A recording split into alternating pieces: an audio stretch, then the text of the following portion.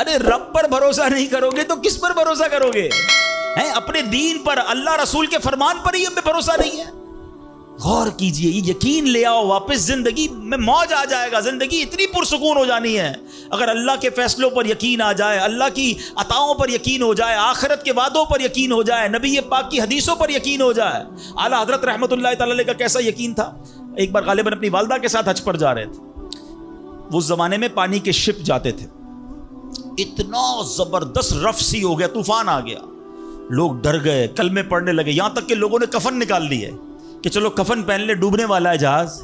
اعلیٰ حضرت امام اہل سنت مفتی ہیں، ٹھیک ہے نا، اتنے بڑے مفتی ہوتے ہوئے آپ نے بھی والدہ کو کہا میں اللہ کی قسم کھا کر کہتا ہوں جہاز نہیں ڈوبے گا۔ تھوڑی دیر ہوئی تو ایسا ہی ہوا، جہاز کو کام ڈاؤن ہو گیا، سب خیر سے پہنچ گئے۔ تو ماں نے کہا بیٹا اتنی بڑی قسم کیسے کھا لی تم نے؟ کہ میں نے نبی پاک علیہ الصلوۃ والسلام کا فرمان سنا ہے، جو کشتی میں بیٹھ کر یہ دعا پڑھ لے، بسم اللہ مجریہا و مرساہا ان ربی لغفور الرحیم، وہ کشتی نہیں ڈوبے گی۔ میں اللہ کی قسم کھا کے کہتا ہوں کہ میرے نبی نے فرمایا نا، وہ یقین تھا۔ ہم کتنی بار دعا پڑھتے ہیں مگر دعا پڑھ کے بھی کہتے ہیں پتہ نہیں قبول ہوگی نہیں ہوگی، پڑھ لیتے ہیں، یہ والی چیز نکال دیں۔ وظیفے ہمارے کیوں نہیں لگتے؟ لوگ کہتے ہیں وظیفہ پڑھ رہا ہوں مسئلہ حل نہیں ہو رہا، تعویذ لیا پھر بھی مسئلہ، تعویذ پہنتے وقت بھی خیال ہی ہوتا ہے چلو یار پہن لیتے ہیں، پتہ نہیں ہونا ہے نہیں ہو تو کچھ نہیں ہونا۔ وظیفہ پڑھ لیں اور کہہ رہے پتہ نہیں ہوتا، پہلے یقین لائیں۔ اچھا ڈاکٹر بھی یہی کہتے ہیں، یہ صرف اب یہ وظائف اور ان چیزوں میں نہیں، آپ اگر ڈاکٹر پر بھی یقین نہ رکھیں نا کہ یار اس کی دوائی پتہ نہیں کام کرتی ہے نہیں کرتی، کیونکہ بہت ساری چیزوں کے پیچھے یقین، ول پاور۔ بڑا خوبصورت جملہ میں نے کتاب میں پڑھا تھا کہ جو لوگ کہتے ہیں یہ ہو جائے گا ان سے ہو جاتا ہے، جو لوگ کہتے ہیں یہ نہیں ہوگا ان سے نہیں ہوتا ہے۔ کاش یہ بات سمجھ آ جائے آپ کو، ہو جائے گا، اب کر لو گے، بڑے بڑے کام لوگ کر جاتے ہیں، میں کر لوں گا انشاءاللہ، پتہ نہیں ہوگا نہیں ہوگا، ٹرائی کر لیتا ہوں، پہلے ہی سمجھ لو نہیں ہوگا۔ اندر حوصلہ تو لائیں نا، یقین تو لائیں۔ اگر رب پر ہی بھروسہ نہیں ہوگا تو ہم کدھر جائیں گے؟ اب ذرا سنیے گا کہ ایک ڈاکوؤں کا گروہ جو تھا ڈکیتی کے لیے ایک جگہ پہنچا، تو وہاں کھجور کے 3 درخت تھے، ایک درخت خشک تھا یعنی اس میں پھل نہیں لگے ہوئے تھے، دوسرا درخت پھلدار تھا۔ تو ڈاکوؤں کا سردار نے دیکھا کہ ایک چڑیا جو ہے وہ پھلدار درخت سے اڑتی ہے، خشک درخت پر جاتی ہے، واپس پھلدار درخت پہ آتی ہے، پھر خشک درخت پر جاتی ہے۔ تو اس نے کہا چکر لگائی جا رہی ہے، کوئی ماجرا ہے۔ تو اس نے غور سے دیکھا تو کیا دیکھا کہ وہ چڑیا جو ہے وہ پھلدار درخت سے جو ہے وہ کھجور لیتی ہے، اور جب خشک درخت پر جاتی ہے تو وہاں ایک اندھا سانپ منہ کھولے بیٹھا ہے، وہ چڑیا جا کر اس کے منہ میں کھجور ڈال کے آتی ہے، پھر دوبارہ جاتی ہے کھجور لا کر پھر اس سانپ کے منہ میں ڈالتی ہے۔ وہ جب ڈاکوؤں نے دیکھا تو وہ تو حیران ہو گیا، رونے لگ گیا کہ اے اللہ پاک، یہ وہ جانور ہے سانپ جس کو مارنے کا حکم تیرے پیارے حبیب علیہ الصلوۃ والسلام نے دیا ہے، کیونکہ یہ مسلمانوں کو تکلیف پہنچاتا ہے، مگر تو نے جب اس کی آنکھیں لی تو اس کے رزق کا انتظام کر دیا اور ایک چڑیا کی ڈیوٹی لگا دی کہ وہ جا کر اس کو کھانا پہنچائے، تو میں تو اشرف المخلوقات ہوں، میں تیرے بندوں کو لوٹ رہا ہوں، اے اللہ تو میری توبہ قبول فرما، میں آئندہ ایسا نہیں کروں گا۔ یہ رونے لگا، اب یہ سوچ رہا ہے سبحان اللہ، تو اللہ اکبر، غیب سے آواز آئی کہ اے فلاں میری توبہ کا دروازہ کھلا ہوا ہے۔ ڈاکو کہتا ہے یا اللہ میں نے توبہ کی، پھر غیب سے آواز آئی ہم نے تیری توبہ قبول کر لی۔ اچھا جب اس نے توبہ کی تو اس کے سارے ساتھی سن رہے تھے کہ سردار آپ نے توبہ کی، ہم نے بھی توبہ کی۔ کہا سوچو تو صحیح، ہم ڈکیتی کر رہے ہیں، ہم چوری کر رہے ہیں، رب جب اس اندھے سانپ کو روزی دے گا تو ہمیں کیوں نہیں دے گا؟ ہم اللہ کی قدرت پر یقین کیوں نہ رکھیں؟ سب نے توبہ کر لی۔ اب جب توبہ کر لی تو انہوں نے کہا کہ اب ایسا کرتے ہیں کہ حج کو چلتے ہیں۔ سارا قافلہ بنا کر ڈاکوؤں کا قافلہ توبہ کر کے چلا حج کرنے۔ جب مکہ پاک کے قریب پہنچے نا تو وہاں ایک نابینا بڑھیا تھی، وہ ہر قافلے والے سے اس ڈاکوؤں کے سردار کا نام لے کے پوچھتی تھی وہ بندہ آیا تو ڈاکوؤں کا جب قافلہ ہے تو کہا میں ہی تو وہ ہوں۔ تو کہا یہ میرے کپڑے تمہارے لیے ہیں۔ بولا آپ مجھے کپڑے کیوں دے رہی ہیں؟ کہا میرا ایک بیٹا تھا اور وہ بیٹا جو ہے اس کے کچھ دن پہلے، بڑا نیک بیٹا تھا میرا، کچھ دن پہلے اس بیٹے کا انتقال ہوا ہے، یہ اسی کے کپڑے ہیں۔ 3 دن سے مسلسل نبی پاک علیہ الصلوۃ والسلام میرے خواب میں تشریف لا رہے ہیں اور فرما رہے ہیں کہ اس نام کا بندہ آئے گا، اس کو یہ کپڑے دے دینا۔ ہائے ہائے، ذرا سوچو تو صحیح، جب رب توبہ قبول کرتا ہے تو مرتبے کیسے بڑھا دیتا۔ کاش یہ بات سمجھ آ جائے. اللہ سے بندہ جب دوستی کر لیتا ہے نا, اللہ پچھلے گناہ معاف فرما دیتا ہے, بلکہ اللہ راضی ہو جائے تو گناہوں کو نیکیوں میں بدل دیتا ہے. مگر کیسے اس ڈاکو کو توبہ نصیب ہوئی؟ یقین. کاش حرام کمانے والا, سود کا کام کرنے والا, کاش رشوت لینے والا, ڈاکہ ڈالنے والا, چوری کرنے والا یہ سوچے کہ میں کیوں کر رہا ہوں, ملاوٹ کرنے والا سوچے. اللہ پر بھروسہ تو رکھو یار, رب نے میرا نصیب لکھا ہوا, جو میرے نصیب میں مجھے مل کر رہے گا. کاش یہ بات سمجھ آ جائے. صدیق اکبر رضی اللہ تعالیٰ عنہ مسلمانوں کے پہلے خلیفہ, جب آپ نے یہ آیت پڑھی نا قرآن پاک میں, اللہ ارشاد فرماتا ہے وما من دابۃ فی الارض الا علی اللہ رزقها. اللہ فرماتا ہے اور زمین پر چلنے والا کوئی جاندار ایسا نہیں جس کا رزق اللہ کے ذمہ کرم پر نہ ہو. آپ فرماتے ہیں کہ جب سے میں نے یہ آیت پڑھ لی, خدا کی قسم میں نے روزی کی فکر کرنا چھوڑ دی ہے. کہ جب اللہ نے ہر کسی کا رزق اپنے ذمے پہ لے لیا تو مجھے کس بات کی ٹینشن ہے. کاش ہمیں یہ بات سمجھ آ جائے کہ ہمیں اب ذرا غور کریں. ابھی یہ اجتماع ختم ہوگا, اگر میں آپ سب کو کہوں کہ بتائیں آپ کے لیے کیا دعا کروانی ہے, تو تقریباً 70-80% لوگوں نے پتہ کیا کہنا ہے, حضور روزی میں برکت کی دعا کر دیں, کاروبار میں برکت کی دعا کر دیں, نوکری نہیں لگ رہی اس کی دعا کر دیں. میں نہیں کہتا یہ دعا نہیں کرنی چاہیے, اللہ سے نہیں مانگیں گے تو کس سے مانگیں گے, لیکن کوئی تو کہے کہ میری ایمان پر موت کے لیے دعا کر دیں, میری قبر جنت کا باغ بن جائے اس کے لیے دعا کر دیں, میں آخرت میں جاؤں تو اللہ مجھ سے راضی ہو جائے اس کے لیے دعا کر دیں. فرق دیکھیں, میری اور آپ کی ٹینشن کیا ہے, دنیا, روزی, مال, حالانکہ اس کا وعدہ ہے, دانے دانے پر لکھا ہے کھانے والے کا نام, مجھے مل کر رہے گا. مگر اللہ نے مغفرت کا وعدہ نہیں کیا ہے, اس کی دعا کہاں ہے, اس کی ٹینشن کیوں نہیں ہے. ایسے کئی لوگ مجھے بھی ملے, آپ کو بھی ملے ہوں گے, یار رات کو نیند نہیں آ رہی, کیوں, بس یار کاروبار کی ٹینشن بہت ہے. کبھی زندگی میں ایک رات میری اور آپ کی ایسی گزری کہ اس ٹینشن میں نیند نہ آئی ہو کہ قبر میں جاؤں گا تو قبر جنت کا باغ بنے گی یا دوزخ کا گھڑا بنے گی, کلمے والی موت ملے گی کہ نہیں, جنت میں جاؤں گا یا دوزخ میں جاؤں گا. میزان عمل پر جب اعمال تولے جائیں گے, گناہ کا پلڑا بھاری ہوگا یا نیکیوں کا پلڑا بھاری ہوگا. یار آج جون جولائی کی گرمی, ہیٹ اسٹروک کی باتیں ہو رہی ہیں, 50 ڈگری میں حال برا ہو گیا. سورج 1 میل پر جب ہوگا اور لوگوں کی پیاس زبان سے باہر زبانیں آئیں گی, مجھے جام کوثر نہ ملا تو میرا کیا بنے گا. کبھی اس کی ٹینشن, اس کا وعدہ نہیں ہے. یہ اللہ سے دعا کرنی ہے, اس کے لیے کوشش کرنی ہے. ساری زندگی ایک ہی ٹینشن, چھوٹا گھر ہے تو بڑا کرنا ہے, کاروبار کو وسیع کرنا ہے, اور آمدنی. اور میں نہیں کہتا دعا نہ کریں, کوشش نہ کریں, خدا نہ خواستہ اس کا کوئی یہ مطلب ڈالے کہ چلو بھائی اب تو اللہ نے اپنے ذمہ کرم پر لے لیا تو اب کوئی کام کاج نہیں کرنا. نہیں, دنیا عالم اسباب ہے, اسباب کا کشکول لے کر بارگاہ الہی میں جانا ہے اور توکل والے انداز میں دعا کرنی ہے, تو اپنی رحمت کے سمندر سے ہمارے اسباب کے کشکول میں وہ ہماری روزی عطا فرمائے گا. اسباب اختیار ضرور کرنے, مگر اسی فکر میں زندگی تو برباد نہ کر دینا کہ سارا صبح سے لے کر شام تک ایک ہی ٹینشن. بھروسہ رکھے رب پر, یقین رکھے رب پر. آج حال یہ ہے, بچہ پیدا ہو جائے تو ٹینشن, او ہو اب میرا بچہ ہو گیا, اس کی آگے پرورش میں کیسے کروں گا, اس کی تعلیم کا کیا ہوگا, اور خاص طور پہ بچی پیدا ہو جائے تو ایسے بدبخت لوگ ہیں کہ اب جناب بیوی کو برا بھلا کہہ رہے ہیں, خاندان میں جھگڑے ہو رہے ہیں بچی کی پیدائش پر کہ اب اس کی شادی کیسے ہوگی, یہ تو بوجھ آ گئی ہے. معاذ اللہ. سمجھ نہیں آتی کہ جس رب نے بچی دی ہے انشاءاللہ رزق بھی وہی دے گا, اسباب بھی وہی دے گا. ارے جب اس نے مجھے پالا ہے وہ اس کو بھی پالے گا. کیا خوبصورت بات علماء نے لکھی, جو رب ہاتھی کو من اور چونٹی کو کن دے سکتا ہے وہ مجھے بھی میرا رزق عطا فرمائے گا. آپ ذرا سوچے تو صحیح, کس کس کو رزق دیتا ہے. حدیث پاک کا مضمون ہے تم اللہ پر بھروسہ کرو, جیسا بھروسہ کرنے کا حق ہے وہ تمہیں ایسے روزی دے گا جیسے پرندوں کو روزی دیتا ہے. پرندوں کو سمجھتے کتنی کیسے روزی ملتی ہے, کبھی گھونسلے دیکھیں پرندوں کے. اچھا پہلے تو یہی نہیں پتا, کراچی والوں کو تو پرندے دیکھنے کو نہیں ملتے, ہم نے درخت کاٹ کے پورا شہری کنکریٹ کا جنگل بنا دیا. ورنہ یہ پوچھے بزرگوں سے, ہم بھی چھوٹے تھے تتلیاں بھی دکھتی تھیں, صبح مدرسے اسکول جاتے تھے تو کوئل کی آواز بھی آتی تھی. اب تو کراچی والوں کے ہارن کی آواز آتی ہے ہم کو. اب تو یہ پرندے بھی چلے گئے. کہاں چلے گئے, ہم نے درخت کاٹے, ہمیں اندازہ ہی نہیں کہ درخت ہے کیا. آج گاڑی پارک کرنے کے لیے ہر بندہ درخت کا سایہ ڈھونڈ رہا ہے مگر درخت لگاتا نہیں ہے. کاش یہ بات سمجھ آ جائے کہ جتنے درخت لگتے جائیں گے شہر یا ملک خوشگوار بھی ہوگا, موسم بھی کول ڈاؤن ہو جائے گا.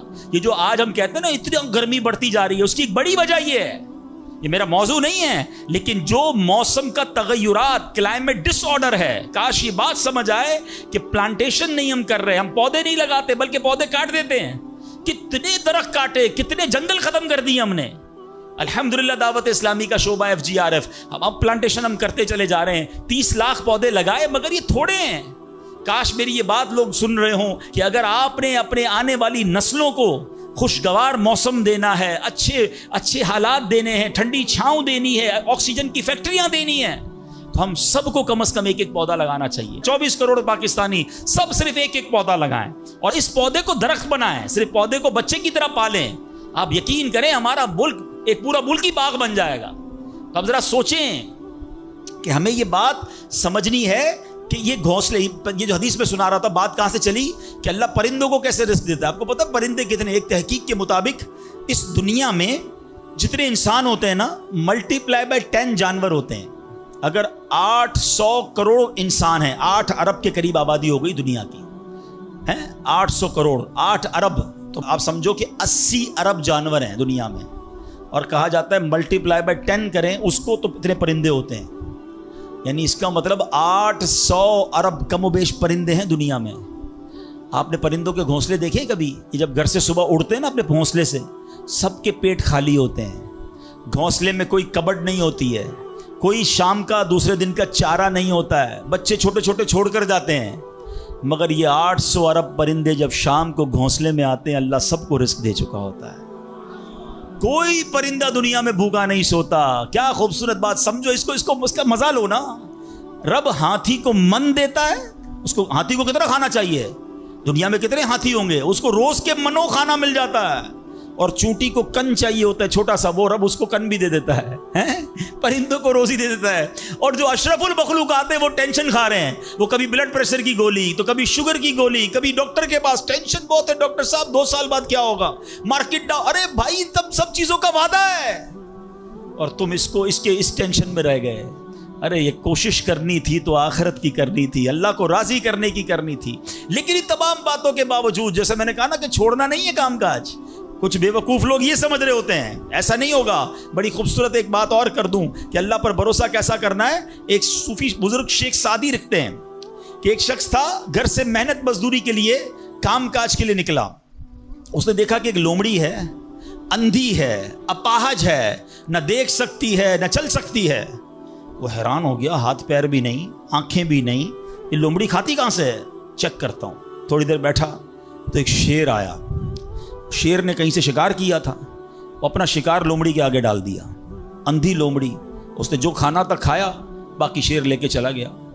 اس نے کہا کمال ہے جناب، اپاہج لومڑی کو رب رزق دیتا ہے تو مجھے کیا ضرورت ہے نوکری کرنے کی، مجھے کیا ضرورت ہے کام کاج کرنے کی. جا کے بیٹھ گیا مسجد میں، 3 دن ذکر کرتا رہا، عبادت کرتا رہا، ایک دانہ کھانے کو نہیں ملا. اللہ اللہ اللہ اللہ کر رہا ہے. اس کے بعد جب بھوک سے بحال ہو گیا تو اللہ سے فریاد کی، یا اللہ مجھے کوئی رزق نہیں ملا. کیا شاندار ارشاد ہوتا ہے. ابھی کیسا زبردست جملہ ہے. ارشاد ہوا تو نے لومڑی دیکھی ہے، شیر نہیں دیکھا. لومڑی کیوں بننا ہے؟ شیر بننا، اپنا رزق بھی کما اور دوسرے کو کھلانے والا بن جا. کچھ لوگ سمجھتے مجھے کوئی اور کھلا ہے، میرا بھائی کما رہا ہے، میں گھر میں بیٹھا مزے کرتا رہا ہوں. نہیں، فرمایا ایک بلکہ واقعہ آتا ہے، ایک بزرگ کے بارے میں آتا ہے. ایک شخص گیا، کہا میں نمازیں پڑھ رہا ہوں، عبادت کرتا ہوں، میرا بھائی مجھے سپورٹ کرتا ہے، وہ روزی کماتا ہے. فرمایا تیرا بھائی تجھ سے زیادہ افضل ہے. اللہ کو یہ پسند ہے کہ بندہ اپنے ہاتھ سے کمائے، کسی پہ ڈیپینڈیبل نہ رہے، کسی پر بوجھ نہ رہے. یہ شریعت کو محمود ہے. کوشش کرنی ہے، پھر اس کے بعد اللہ پر چھوڑ دینا ہے.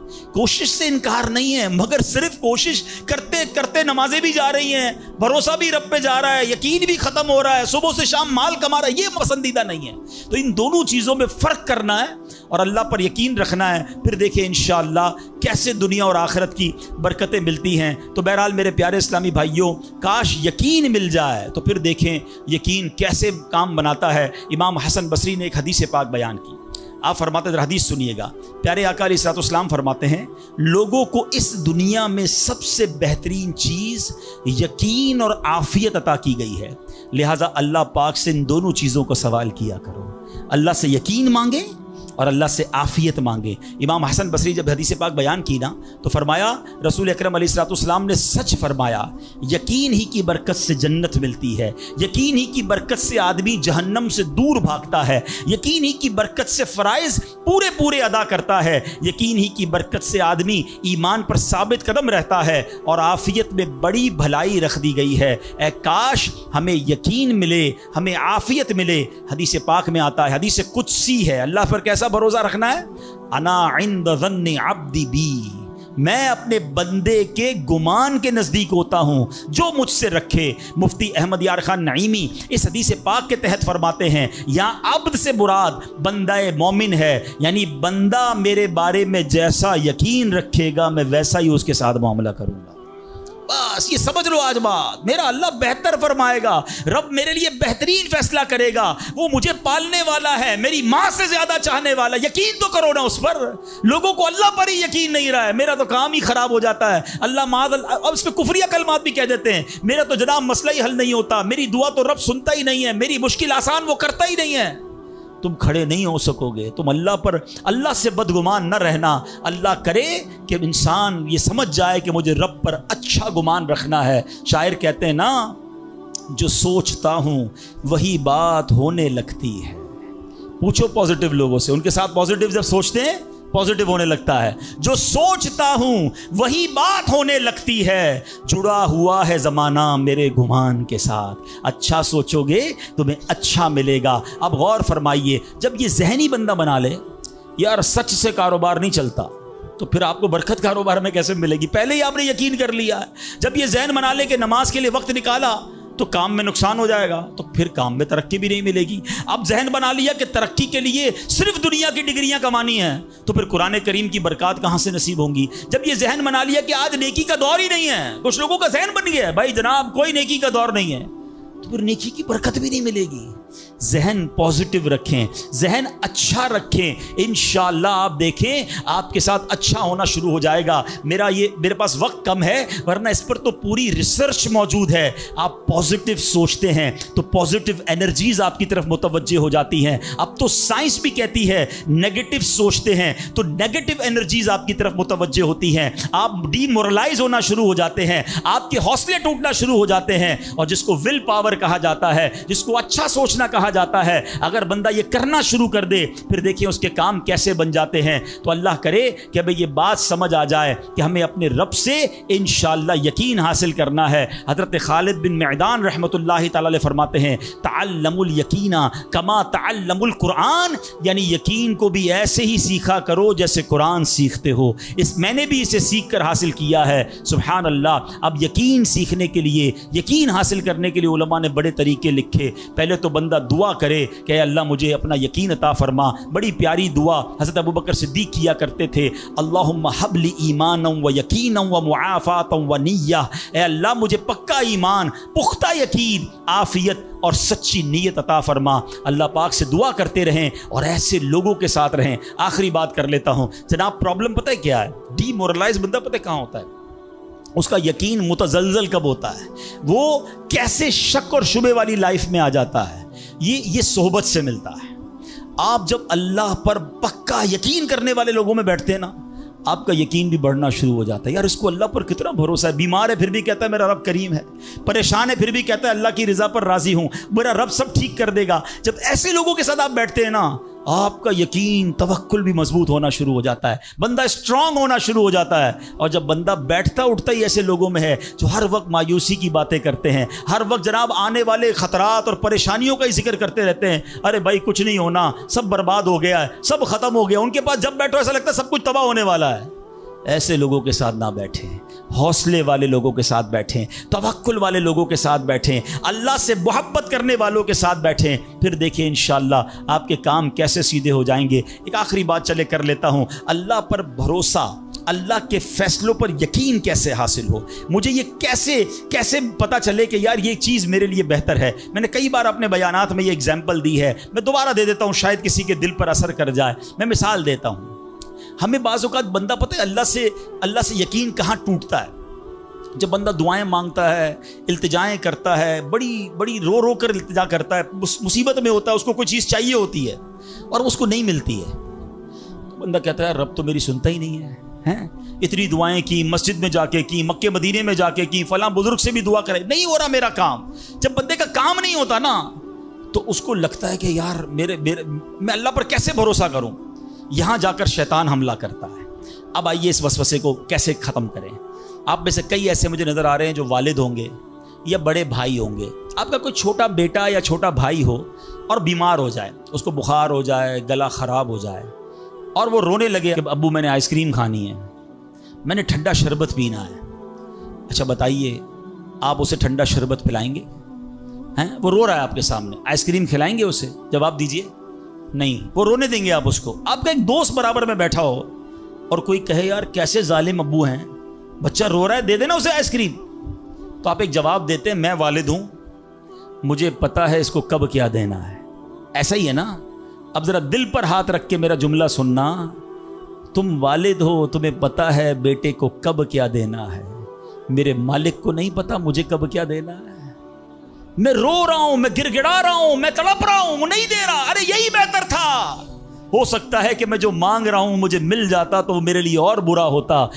علماء کہتے ہیں کسی کا امیر ہونا اس کے لیے اچھا ہے کیونکہ وہ غریب ہوگا تو وہ ایمان سے متزلزل ہو جائے گا، کسی کا غریب ہونا اس کے لیے اچھا ہے کیونکہ اگر اسے مال دے دیا جائے گا تو اس کا ایمان چلا جائے گا، وہ غلط کاموں میں پڑ جائے گا، کسی کو اولاد دینا اس کے لیے اچھا ہے اور کسی کو بے اولاد رکھنا اس کے لیے اچھا ہے۔ ہو سکتا ہے بیٹا ایسا ہونے والا ہو جو بڑا ہو کے باپ کو ہی مار کے گھر سے نکال دے۔ کیا ہم نے نہیں دیکھے ایسے واقعات؟ ایسی اولاد نہیں دیکھی جو ماں باپ کو قتل کر دیتی ہے؟ لوگ کہتے ہیں اس سے بہتر تو بچہ ہی نہ ہوتا۔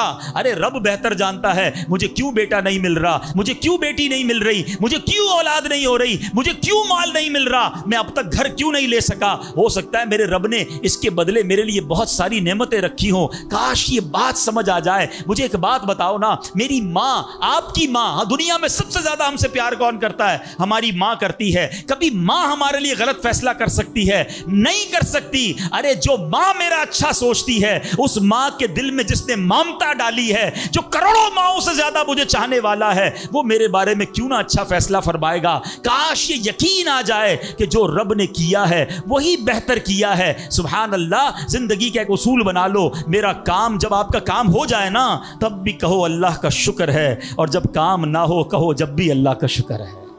میرے لیے یہی بہتر ہوگا۔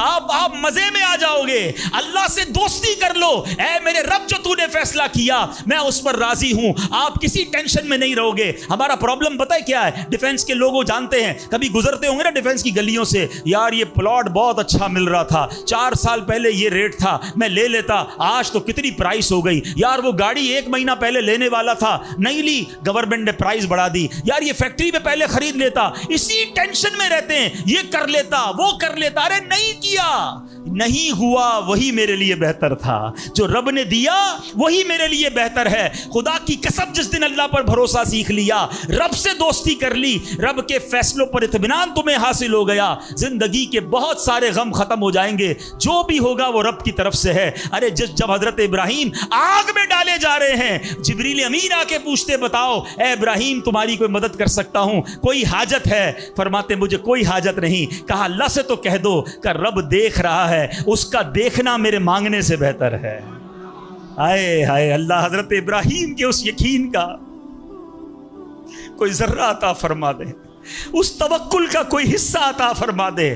باتیں تو ہم بڑی بڑی کرتے ہیں مگر جب سر پہ پڑتی ہے، جب کوئی مشکل آتی ہے، پھر ہمارا یقین ہل جاتا ہے۔